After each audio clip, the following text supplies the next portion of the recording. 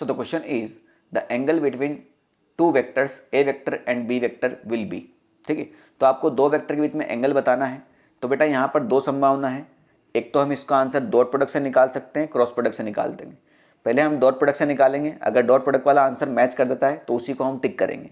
ठीक है, फिर क्रॉस प्रोडक्ट आपको चेक करने की आवश्यकता नहीं पड़ेगी। ठीक है, सिंपल सी बात है।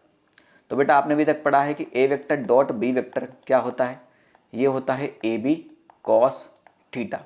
इसी प्रकार से ए क्रॉस बी क्या होता है, ए बी साइन थीटा। ठीक, तो मुझे एंगल निकालना है, तो बेटा मैं इसको कॉस थीटा को लिख सकता हूँ A vector dot B vector नीचे ए बी। यहाँ पर ए और B magnitude of A vector and magnitude of B vector को शो कर रहे हैं, और ऊपर उन दोनों के डॉट प्रोडक्ट को शो कर रहे हैं। तो पहले डॉट प्रोडक्ट कर देते हैं।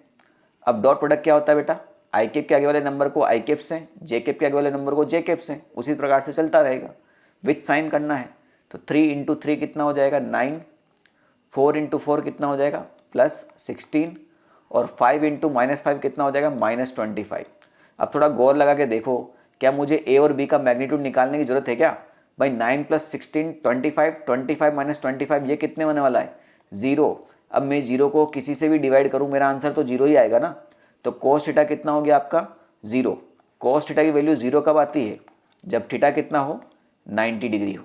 बात समझ में आई नहीं, तो इसका आंसर कितना आ जाएगा आपका 90 डिग्री आ जाएगा। मान के चलते हैं कि भैया ये आंसर मैच नहीं करता, कुछ गर्व इसमें हो जाता है जो इसका मैच नहीं करता, तो फिर क्या करते आप क्रॉस प्रोडक्ट से चेक करते। अब क्रॉस प्रोडक्ट से चेक करने की आपको आवश्यकता नहीं कि अब क्रॉस प्रोडक्ट नहीं करने बैठेंगे। मैं क्या सिखा रहा हूँ देखो समझो।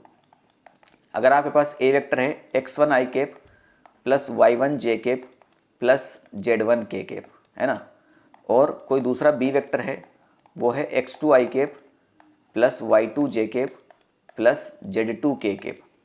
ठीक है, तो अगर आपके x1 ratio x2 is equal to y1 ratio y2 is equal to z1 ratio z2, इन तीनों रेशियो अगर बराबर हो जाते हैं, है ना, इन तीनों का रेशियो अगर बराबर हो जाता है तो आपका ए वेक्टर जो है वो परपेंडिकुलर टू बी वेक्टर है।